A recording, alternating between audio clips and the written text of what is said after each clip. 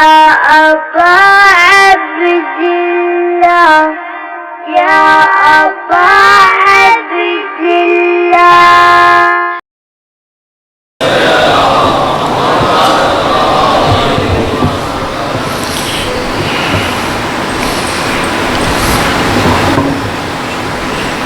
أعوذ بالله من الشيطان الرجيم. بسم الله الرحمن الرحيم. الحمد لله الذي لا يبلغ مدحته القائلون ولا يحصي نعماءه العادون ولا يعدي حقه المجتهدون الذي ليس لصفته حد محدود ولا نعت موجود ولا وقت معدود ولا أجل ممدود فطر الخلائق بقدرته ونشر الرياح برحمته والصلاة والسلام على الرسول المسدد المصطفى العمجد المحمود الأحمد سیدنا و مولانا و مولا الکونین جد الحسن والحسین عانی ابو القاسم محمد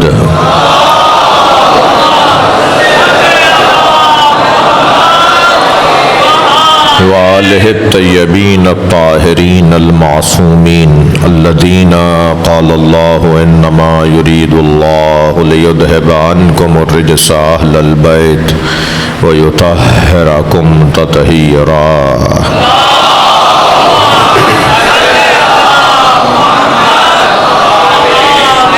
وَلَعْنَةُ اللَّهِ عَلَىٰ أَعْدَائِهِمْ أَجْمَعِينَ مِنْ يَوْمِ عَدَاوَتِهِمْ إِلَىٰ قِيَامِ يَوْمِ الدِّينِ.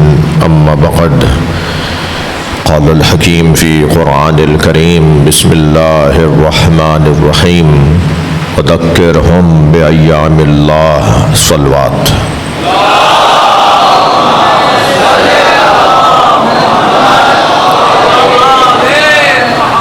حاجات کی برابری کے لیے مریضوں کی شفا یابی، خاص طور پر سید جعفر مہدی عابدی ابن سید علی مظہر عابدی بیمار ہیں، آپ کے ذہنوں میں جو عزیز و قارب میں مریض ہوں، حاجات کی برابری، مریضوں کی شفا یابی، مرحومین کی مغفرت. مقصود عالم ہمایوں صاحب کی آج رحلت ہوئی ہے، آج تدفین ہوئی ہے. مولا حسین کے تمام ذاکرین جو رحلت کر گئے، مولا حسین علیہ السلام کے سوز خان جو رحلت کر گئے، ان سب کی مغفرت کے لیے بلند تر صلوات پڑھیں.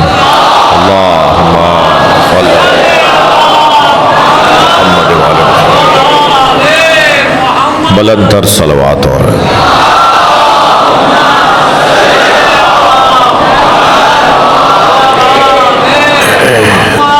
سورہ مبارکہ ابراہیم آیت نمبر 5. اللہ اپنے اس کلام میں اپنے دنوں کی بات کر رہا ہے.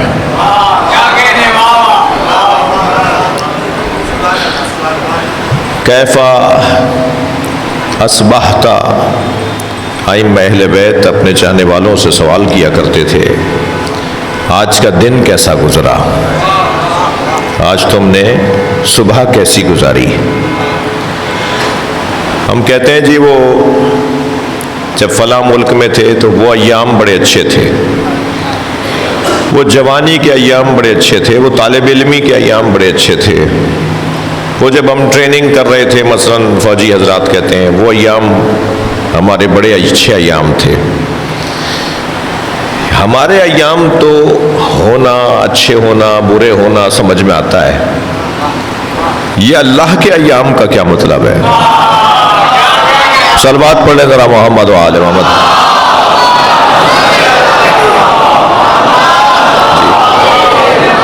میں نے ابھی ترجمہ نہیں کیا، اس سے پہلے ہی میں آپ سے پوچھ رہا ہوں کہ اللہ کے ایام کا کیا مطلب ہے. اب ذرا قرآن کی آیت سنیے، وَذَكِّرْهُمْ بِأَيَّامِ اللَّهِ، اے میرے حبیب ان کے سامنے اللہ کے ایام بیان کرو. اللہ کے ایام میرا دن، آپ کا دن، ہمارے یوم، ہمارے ایام، صبح ہوتی ہے، چاشت ہوتی ہے، دوپہر ہوتی ہے، عصر ہو، مغرب ہو، دن ختم ہو گیا۔ وہ دن جس کے اوقات ہوں، وہ دن جس کے لمحات ہوں، وہ دن جس کے اندر کیفیات ہوں۔ جی، صبح کے وقت ہماری کیفیت کچھ اور ہوتی ہے، چاشت کے وقت، صبح 9-10 بجے کے وقت ہماری کیفیت کچھ اور ہوتی ہے، ظہر کے وقت ہماری کیفیت کچھ اور ہوتی ہے، عصر میں کیفیت کچھ اور ہوتی ہے، غروب سے پہلے ہماری کیفیت کچھ اور ہوتی ہے۔ یہ اوقات ہمیں کیفیتوں میں بدلتے ہیں نا، یہ اوقات ہمارے یومیہ، گردن ہلائیے تھوڑی سی ذرا، یہ اوقات ہماری کیفیتوں کے بھی تو نام ہے۔ صبح کی کیفیت ہی کچھ اور ہے، تو جس پر کیفیت طاری ہو، کیفیت بدلے، وہ ہم ہیں۔ اللہ کے لیے کیفیت نہیں ہے۔ اگر اللہ کے بارے میں ہم کیفیت کا تصور کریں گے نا تو عقیدہ توحید سے باہر نکل آئیں گے۔ یہ مجمع موحدوں کا مجمع ہے، یہ مجمع حسین مولا کے مریدوں کا مجمع ہے، اور ہو نہیں سکتا حسین مولا کا مرید ہو اور وہ اللہ کا موحد نہ ہو، اللہ کا بندہ نہ ہو، یہ نہیں ہو سکتا۔ تو یہ جو دن کا تعلق یا دن کا عنوان ہے وہ ہمارے ساتھ ہے، جس کی اس بچے سے پوچھوں گا تمہاری عمر کتنی ہے تو یہ اپنی عمر بتائے گا۔ ہماری مصیبت یہ ہے کہ ہم عمر سالوں میں بتاتے ہیں۔ مثلا ابھی پوچھوں گا ان بچوں سے تو کوئی کہے گا میں 12 سال کا ہوں، کوئی کہے گا میں 9 سال کا ہوں۔ اصل میں ہمارے نزدیک ہماری عمر کی قیمت نہیں ہے، اس لیے ہم سالوں میں گن کر بتاتے ہیں۔ اگر ہمارے نزدیک ہماری عمر کی اہمیت ہوتی تو ہم دنوں میں بھی نہیں، گھنٹوں میں بھی نہیں، منٹوں میں بھی نہیں، ہم لمحوں میں گن کر بتاتے ہیں۔ کیونکہ جب ایک لمحے میں اپنی زندگی کا فیصلہ لے لیتا ہوں، میں جب ایک لمحے میں ہاں اور نہ بول دیتا ہوں اور اس ہاں اور نہ بولنے سے میری زندگی کا فیصلہ ہوتا ہے، ٹھیک ہے، تو پھر میری زندگی کی اہمیت تو لمحے کی ہے، گھنٹوں کی، دنوں کی، ہفتوں کی، مہینوں کی نہیں ہے۔ اور یہاں تو مصیبت یہ ہے کہ ہم سے کوئی پوچھے تو کتنے سال کے ہیں؟ جی 50 سال کا ہوں، 70 سال کا ہوں، 60 سال کا ہوں۔ یہ کیوں نہیں بتا رہے اتنے ارب، اتنے کروڑ، اتنے لاکھ، اتنے ہزار، اتنے 100 مہینوں اور گھنٹوں اور لمحوں نہیں بلکہ آنات، ایک ایک لمحے کو گن کے کیوں نہیں بتا رہا؟ اس لیے کہ میرے نزدیک میری عمر کی قیمت نہیں ہے۔ مجھے بتائیے، مثلی لا یبایع مثلہ، مجھ جیسا اس جیسی کی بیعت نہیں کر سکتا، یہ بولنے میں کتنی دیر لگی ہوگی؟ تھوڑی توجہ ہے۔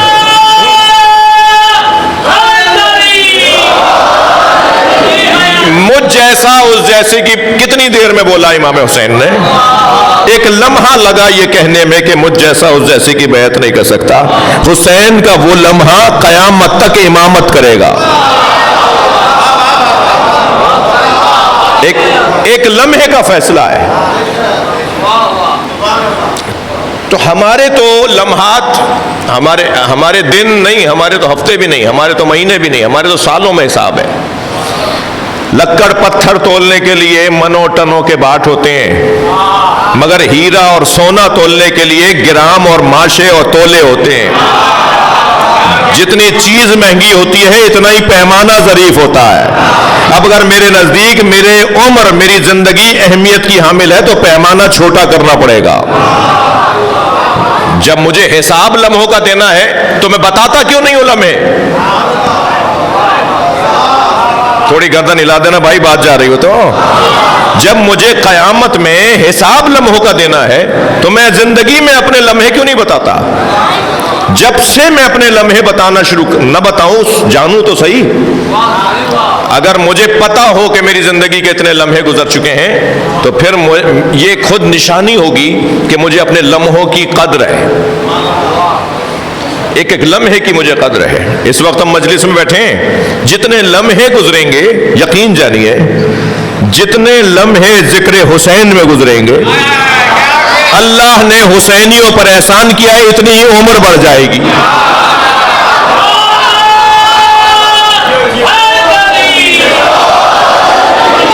مثلاً اس بچے کے لیے, اس جوان کے لیے, اس بزرگ کے لیے اللہ نے کیا عمر لکھی تھی, وہ عمر اگر میں اور آپ بڑھانا چاہیں تو مختلف رستوں میں ایک رستہ ذکر اہل بیت. جی 40 سال لکھی تھی, 90 سال کے ہو کے مرے. یہ 90 سال کی عمر کیسے مل گئی؟ ان کے تو 2 دفعہ ایسی بیماری آئی تھی کہ اس وقت مر رہے تھے. ایک دو واقعات تو نہیں ہیں. جی آیت اللہ عبد الکریم حائری, آیت اللہ العظمیٰ عبد الکریم حائری, جن کی قبر حرم حضرت معصومہ قم میں ہے, مزار حضرت معصومہ میں.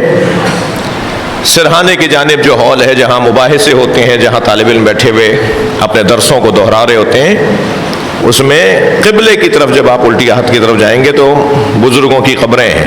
آیت اللہ ابو رجردی کی قبر بھی وہیں ہے, شہید مطہری کی قبر وہاں ہے, وہاں آیت اللہ عبد الکریم حائری, آیت اللہ گلپائگانی کی ہے, وہیں آیت اللہ بہجت کی بھی, اسی جگہ آیت اللہ عبد الکریم حائری کی قبر بھی ہے. آیت اللہ عبد الکریم حائری نجف اشرف میں شدید بیمار ہوئے, اور اتنے بیمار ہوئے کہ بستر سے لگ گئے. پھر شدت مرض میں اتنی بڑھی کہ ملک الموت انہیں نظر آ گیا. ملک الموت کو باقاعدہ دیکھا, اس نے پیروں سے روح نکالنا شروع کی. کہتے ہیں میرے پیر بے دم ہو گئے, پھر میرا بدن بے دم ہونے لگا, یہاں تک کہ میرے سینے تک اس نے میرا دم نکالا, اور اب میرے منہ سے, میرے دہن سے, میری ناک سے وہ خوشبو سنگھا کر, پھول سنگھا کر میری روح لینا چاہتا تھا کہ اچانک ایک نورانی کرسی میرے سرہانے لگائی گئی. صلوات پڑھ لے ذرا محمد و آل محمد.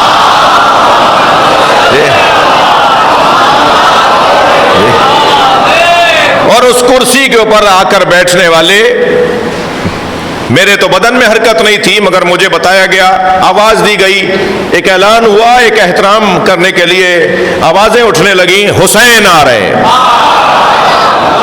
اور امام حسین جلوہ فگن ہوئے میرے سرہانے. تو ابھی ایک لمحہ تھا کہ میرے بدن سے روح میری قبض کر لی جاتی. میں نے اسی لمحے میں امام حسین کو سلام کیا اور مولا سے کہا, مولا میں نے سوچا تھا کہ قم جا کر مدرسے کی بنیاد رکھوں گا اور قم کی سرزمین کو ایک علمی مرکز بناؤں گا. مولا اس آرزو کو پوری نہیں کر سکا. جیسے ہی سنا حسین, مولا نے فوراً ملک الموت کو دیکھا اور اس کا رکو, اور عبد الکریم حائری کو دیکھ کر کہا, ہم نے تمہیں 20 سال کی زندگی دی. یہ 20 سال قم آئے, مدرسہ بنایا, اور آج 200 سے زیادہ وہاں مدرسے ہیں جس کی بنیاد انہوں نے رکھی تھی. اور 20 سال کا مکمل ہونے کا جب آخری دن آیا تو صبح سے اپنے گھر والوں سے کہا, یہ میرا آخری دن ہے. بالکل صحیح و سالم نماز مغرب پڑھ کر مصلی پہ رحلت ہو گئی. جی کسی کو کیا پتا تھا کہ ان کی عمر کتنی ہے؟ یہ عمر ہمارے سن و سال. میں ان بچوں جوانوں سے کہوں گا, میری قسمت اچھی ہے کہ مجلس میں 80% جوان بیٹھے ہوئے ہیں.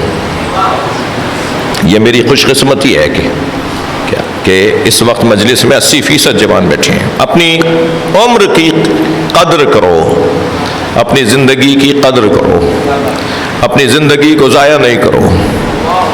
فضولیات میں, توہمات میں, جی لفظ نہیں بول سکتا, علی والا گناہ نہیں کرتا, گناہوں میں بولتے ہوئے مجھے لکنت ہو رہی ہے. گناہوں میں, فضولیات میں, گناہوں کی تو بات ہی نہیں ہو رہی علی والوں سے. یعنی گناہ کیسے کرے گا علی کا چاہنے والا؟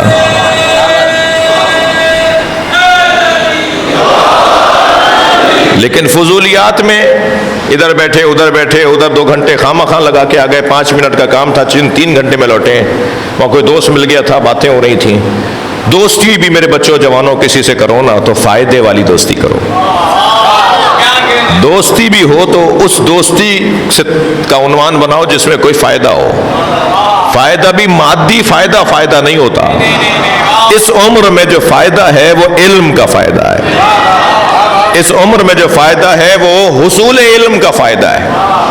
اگر میں نے کورس کر لیا, میں نے مکمل تعلیم کر لی, میرا سیمسٹر ختم, میرا پورا یعنی جو دورانیہ تھا وہ ڈپلوما ختم, اور میرا معلومات 3 سال کا کورس تھا, 2 سال کا پورا ہو گیا. اب دوسری جگہ ایڈمیشن لینا ہے, مگر 3 مہینے بعد وہاں ایڈمیشن ہوگا. جو 3 مہینے بیچ میں آ رہے ہیں نا, یہ 3 مہینے بیچ میں جو آ رہے ہیں تو وہ بھی ایسے گزارے جائیں کہ کچھ حاصل ہو, وقت ضائع نہ ہو جائے. اگر میرا جوان حسین مولا کا چاہنے والا جوان, اس مجلس میں بیٹھا ہوا سیدہ زینب کو راضی کرنے والا جوان میری اس بات سے متفق ہے تو بھی اور نہیں ہے, اللہ اسے توفیق دے گا بلند تر صلوات پڑھے.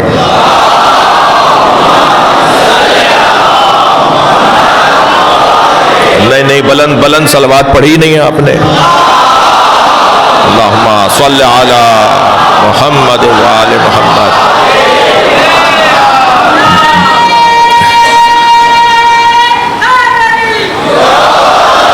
یہ جو دن ہے نا ہمارے, یہ ہماری زندگی کے دن, تو آج کا اچھا دن گزرا, فلاں دن بڑے اچھے. اللہ کے دنوں کا کیا مطلب ہے؟ اللہ کے حبیب کو اللہ حکم دے رہا ہے ذکرہم بایام اللہ. اے میرے حبیب, اللہ کے دنوں کو دہراؤ, بتاؤ اللہ کے دن بتاؤ. اللہ کے دن کون سے ہیں؟ میں مثلا محمد علی بھائی سے کہوں, جناب ڈاکٹر جاوید صاحب سے کہوں کہ آپ کے اچھے دن, آپ کے دن, تو یہ وہی دن بتائیں گے جو دن یاد رہے ہوں گے. اللہ کے دن کون سے ہیں؟ بہت دیر نہیں لگائی میں نے, نتیجہ دے رہا ہوں. اللہ کے دنوں کو ائمہ اہل بیت کہتے ہیں. اے میرے حبیب, ہمارے دنوں, اللہ کے دنوں کو بتاؤ, اللہ کے دنوں کو بیان کرو, بتاؤ انہیں اللہ کے دن کون سے ہیں. اللہ کے پہلے دن کو محمد کہتے ہیں, اللہ کے 14ویں دن کو مہدی دورہ کہتے ہیں. یا اللہ کے ایام ہے. جتنا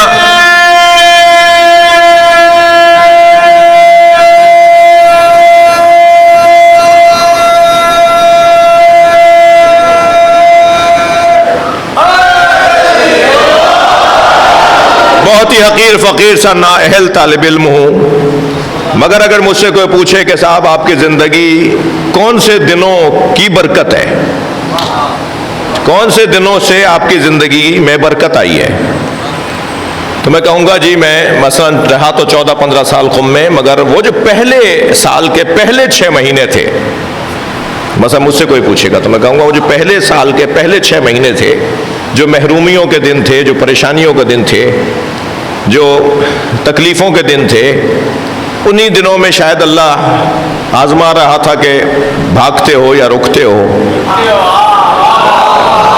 مدرسہ چھوڑ کے بھاگتے ہو یا اس پریشانی کو گزار لیتے ہو. تو میں کہوں گا وہ میرے 6 مہینے میری ساری زندگی پہ حاکم ہے جی. تو جن دنوں سے میری شناخت, مثلا میں تو اپنے آپ کو, آپ اپنے آپ کو جانتے ہیں, ہم سب اپنے آپ کو جانتے ہیں, اللہ نفس ہی بصیر, انسان اپنے آپ کے اوپر زیادہ بصیر ہوتا ہے. اللہ کے دن کون سے ہیں بھائی؟ حضرت آدم بھی یوم اللہ ہے, حضرت ابراہیم بھی یوم اللہ ہیں, حضرت عیسیٰ بھی یوم اللہ ہیں, سرکار دو جہاں بھی یوم اللہ ہیں, مولا علی بھی یوم اللہ ہیں, امام وقت بھی یوم اللہ ہیں. مگر اللہ کی بارگاہ میں پوچھا جائے یا اللہ تیرے ایام کون سے, تو اللہ کے ایام کو علی, فاطمہ, حسن, حسین کہتے ہیں.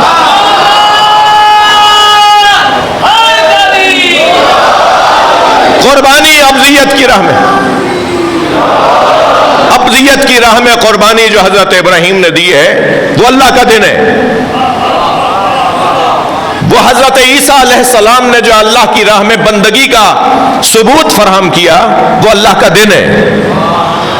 وہ حضرت اسماعیل نے جو گلے پہ چھری قبول فرمائی وہ اللہ کا دن ہے.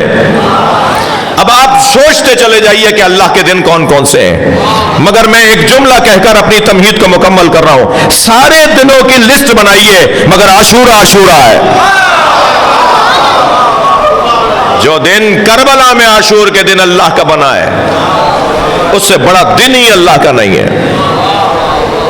یوم اللہ یعنی عاشورہ، اللہ کا دن، جس دن اللہ ہے، جس دن اللہ ہے ثابت ہوا. ایسا بند باندھ دیا امام حسین نے مشرکوں کے رستے میں،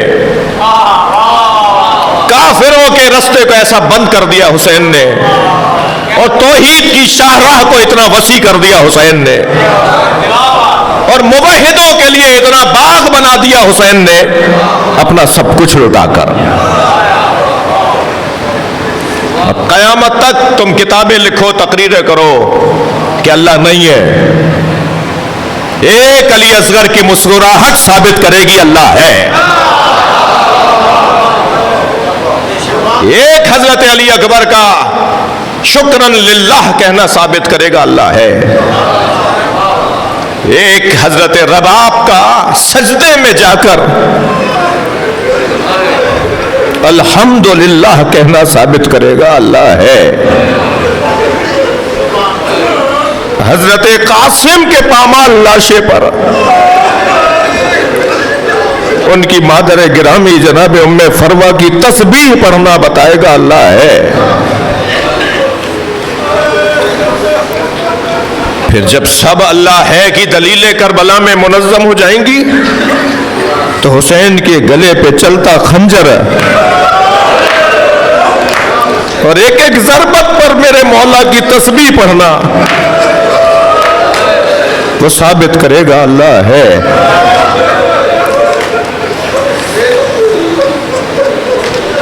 جب پہلی ضربت چلی،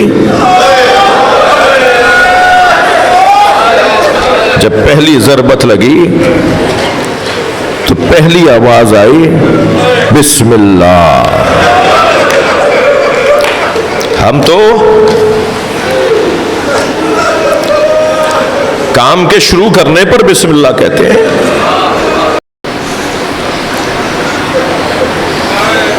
حسین پہلی ضربت پہ کہہ رہے بسم اللہ، اور بسم اللہ کا مطلب تو برکتوں کا ہوتا ہے نا. گویا حسین مولا اللہ کی بارگاہ میں کہہ رہے ہیں یا اللہ میں حاضر ہوں اور تکلیف لینے کو حاضر ہوں. یعنی ظالم ظلم کر کے تھکا، حسین صبر کر کے نہیں تھکے، حسین برداشت کر کے نہیں تھکے. پہلی ضربت جب لگی تو آواز آئی بسم اللہ، دوسری ضربت پہ آواز آئی وباللہ، پھر آواز آئی وفی سبیل اللہ، پھر آواز آئی وعلی ملت رسول اللہ.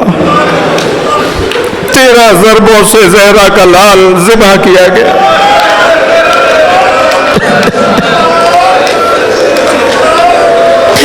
آخری ضربت پہ کہا انا للہ.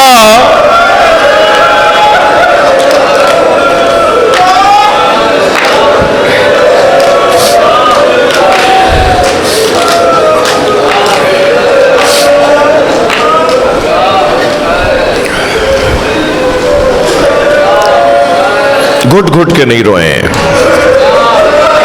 شب اربعین ہے، چہلم کی رات ہے. یہ چہلم کی رات، یہ چہلم کا دن کھل کے رونے کا دن ہے. اس دن تو اس پر رونے کی پابندی نہیں تھی جسے کوفے میں رونے نہیں دیا، جسے شام میں رونے نہیں دیا، اور ایک رونے والی تو زندان میں گھٹ کے مر گئی.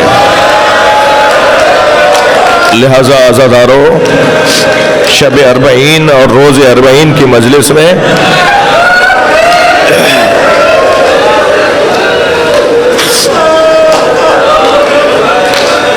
میں نے کچھ جملے کہے، بیان نہیں ہو پائیں گے، مجھ سے بیان نہیں ہو پائیں گے، اللہ کرے اشارہ کروں اور آپ لے لیں میری بات۔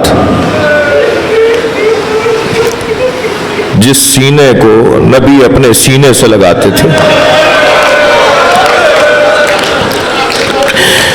جن لبوں پہ نبی لب لگاتے تھے، وَشِمْرٌ جَالِسٌ عَلَى صَدْرِهِ وَأَخَذَ بِلَحْيَتِهِ وَوَكَلَ يَدَهُ عَلَى خَدِّهِ۔ کیسے ترجمہ کروں؟ اس سینے پر کوئی بیٹھا، اس ریش مبارک کو کسی نے اپنے ہاتھ میں لیا، اللہ اللہ، اور ایک ہاتھ تھا جو حسین کے رخسار پر آ کے لگا۔ میں رونے والوں سے سوال کروں، زینب نے کیسے دیکھا؟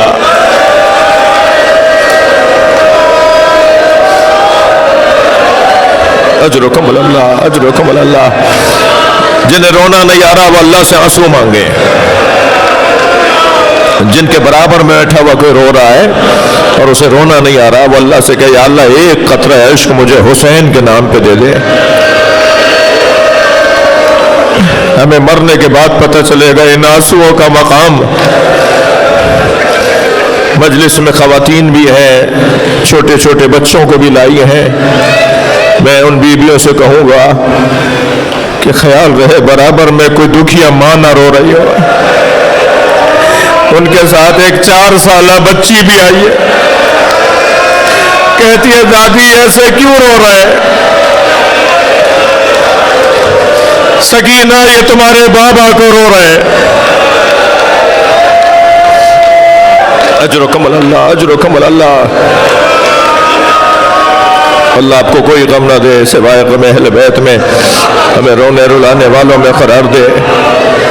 میں رونے والوں سے ایک سوال کروں، اس بہن نے کیسے دیکھا ہوگا جسے حسین سے اتنا پیار ہے؟ اجرکم اللہ، کہ جب جناب زہرا نے جناب زینب کو اپنے حجرے میں بلایا، 4 سال کا سن ہے جناب زینب کا، جناب زہرا کی شہادت ہو رہی ہے، فرمایا زینب یہ صندوقچہ اٹھا کے لاؤ۔ بی بی زینب صندوقچہ لے کر آئی، بیٹا کھولو اسے۔ کھولا تو اس میں کفن رکھے تھے۔ زینب مجھے ایک ایک کفن دکھاتی رہو، یہ جنت سے پنجتن کے 5 کفن آئے ہیں، ایک کفن تمہارے بابا نے تمہارے نانا میرے بابا کو دے دیا، یہ 4 کفن ہیں، مجھے دکھاتی رہو، میں تمہیں بتاتی رہوں کون سا کس کا ہے۔ میں بی بی سے ہاتھ جوڑ کر کہوں گا بی بی بڑی سنگین ذمہ داری ہے جو آپ اپنی چھوٹی بچی کو دے رہی ہیں۔ عجب نہیں آواز آئے میری بچی کا بڑا حوصلہ ہے، یہ 70 قدم کے فاصلے سے بھائی کو ذبح ہوتے دیکھے گی۔ ایک ایک کفن جناب زینب دکھاتی رہی، فرمایا زینب انہی دنوں میں تمہارے بابا حسین، تمہارے بابا علی آئیں گے، انہی دنوں میں تمہارے بابا علی آئیں گے اور تم سے کہیں گے اماں زہرا کا کفن دے دو، تو یہ کفن میرا ہے، اپنے بابا کو دے دینا۔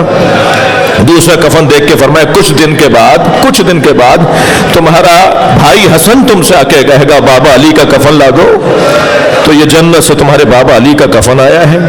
پھر ایک کفن کو دیکھ کر کہا اس کے کچھ مدت کے بعد تمہارا بھائی حسین آ کے تم سے کہے گا بھائی حسن کا کفن لا دو، تو یہ بھائی حسن کا کفن ہے۔ رونے والوں اب آخری کفن رہ گیا تھا، جناب زہرا نے اسے دیکھا اور روتے ہوئے فرمایا یہ بھی بھائی حسن کا کفن ہے۔ تو کم سن تھی نا، دوسرا کفن بھی امام حسن کا بتایا جناب زہرا نے، تو کم سن تھی نا، فوراً فرمانے لگی اماں بھائی حسین کا کفن کون سا ہے؟ تو بی بی نے رو کر فرمایا تمہارے بھائی حسین کا کفن جنت سے نہیں آیا، میرا حسین بغیر کفن کے دفنایا جائے۔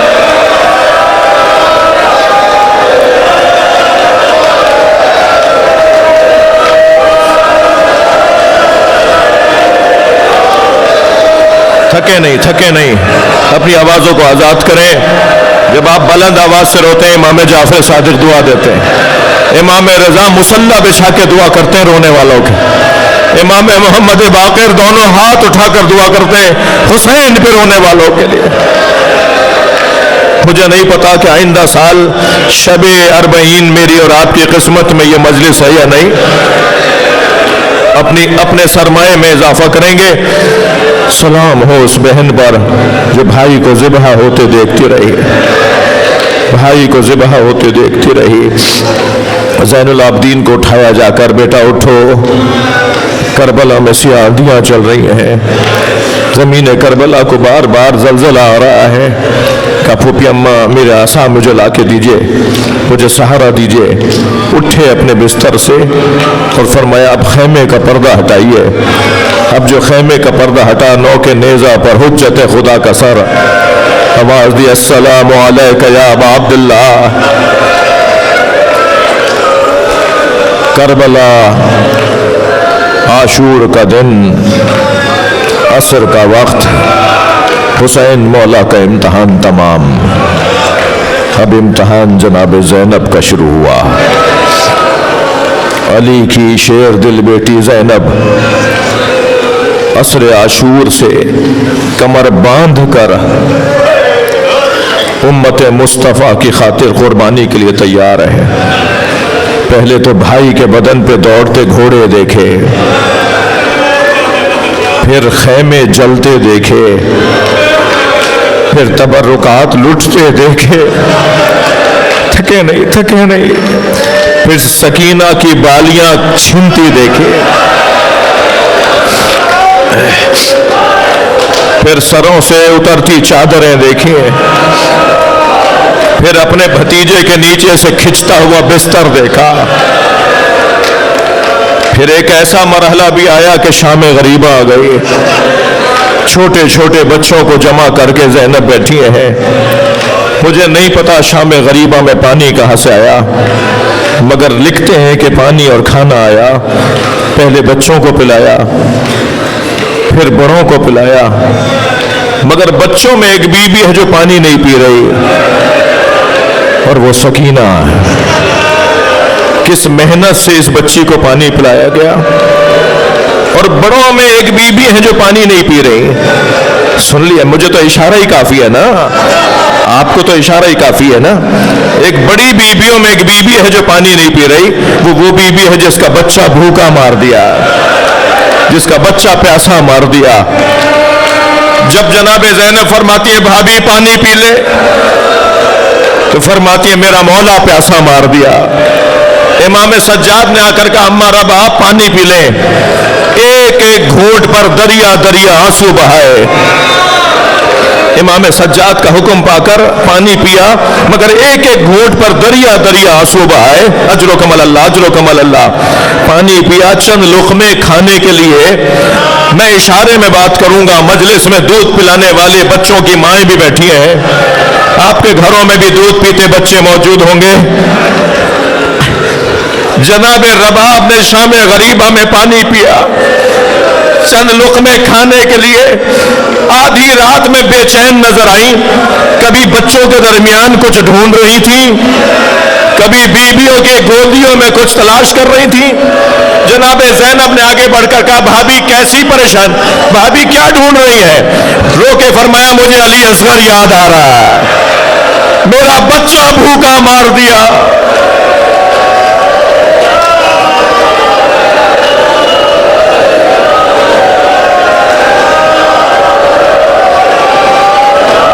جن کے مذہب میں رونا جائز ہے وہ آوازیں آزاد کریں. جن کے مذہب میں رونا جائز نہیں ہے انہیں بھی مرنے کے بعد پتہ چلے گا کہ اس رونے کا مقام کیا تھا. ہم غم دنیا میں نہیں رو رہے. ہماری آواز امام سجاد کی آواز کے ساتھ جو 40 سال تک روتے رہے. جناب رباب جب تک زندہ رہی کبھی سائے میں نہیں بیٹھی. ابو حمزہ صومالی تابعین میں سے ہیں. امام سجاد کی خدمت میں واقع کربلا کے بعد ایک دفعہ حاضر ہوئے. کنیز نے صحن خانہ سے گزار کر امام سجاد کے حجرے تک پہنچایا.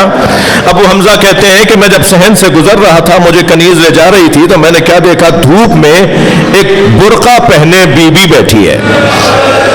ایک بی بی دھوپ میں برقع پہنے بیٹھی ہے. کہتے ہیں گھنٹوں میں نے حضرت سے سبق لیا, سیکھا, سوالات کے جوابات لیے. جب میں واپس جانے لگا تو پھر کنیز نے مجھے صحن سے گزارا, تو جہاں وہ بی بی پہلے بیٹھی تھی وہاں سایہ آ گیا تھا. وہ اٹھ کر وہاں سے وہاں بیٹھی جہاں دھوپ آ گئی تھی. تو ابو حمزہ کہتے ہیں میں کھڑا ہو گیا تو امام کی آواز آئی, ابو حمزہ کیوں رک گئے ہو؟ تو میں نے ہاتھ جوڑ کر کہا مولا شاید کسی غلطی پر آپ نے اپنی کنیز کو سزا دی ہے, مولا میری وجہ سے اسے معاف کر دیں. امام کی آواز بلند ہو گئی, ابو حمزہ میری ماں رباب ہے, میرے بابا سے وعدہ کر کے آئی تھی جب تک زندہ رہوں گی کبھی سائے میں نہیں بیٹھوں.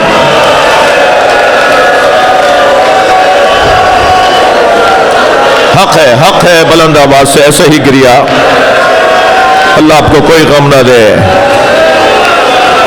شب اربعین کی مجلس ہے, بہت گریا ہو گیا. اللہ آپ کو حوصلہ دے.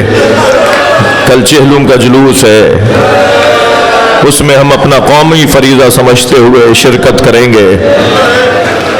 عزادارو, میں سوچتا ہوں مجلس سال بھر پڑھتا ہوں, آپ کا نوکر ہوں, مگر جتنا گریا چہلم کی مجلسوں میں ہوتا ہے اتنا گریا سال بھر کسی مجلس میں نہیں ہوتا. شاید اس کی وجہ یہ ہے کہ حسین پہ رونے والی شام میں رہ گئی.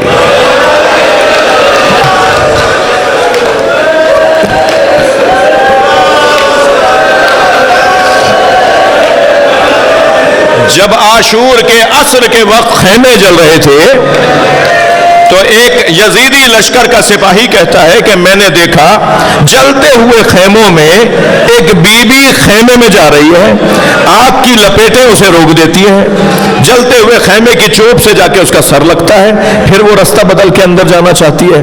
تو کہتا ہے میں یہ سمجھا شاید اس کے سر پر کسی نے کوئی ضربت ماری ہے جس کی وجہ سے اس کی آنکھوں کا نور چلا گیا ہے. کہتا ہے میں بہت جلدی دوڑتا ہوا قریب آیا اور میں نے کہا تمہیں نظر نہیں آتا آگے آگ جل رہی ہے, تم آگ میں آگے جاتی ہو, تم جلتے ہوئے خیمے میں اندر جا رہی ہو. تو وہ بی بی مڑی اور مڑ کر مجھے دیکھ کر کہا یا شیخ ان لنا فیہا علیل, خیمے میں ہمارا ایک بیمار رہ گیا ہے جو اپنے پیروں سے چل کر نہیں آ سکتا.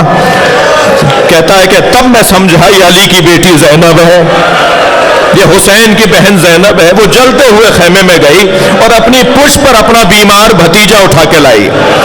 جلتے ہوئے خیمے سے امام سجاد کو لانا کتنا مشکل تھا, اس سے زیادہ مشکل تھا قبر سکینہ سے جناب رباب کو اٹھانا.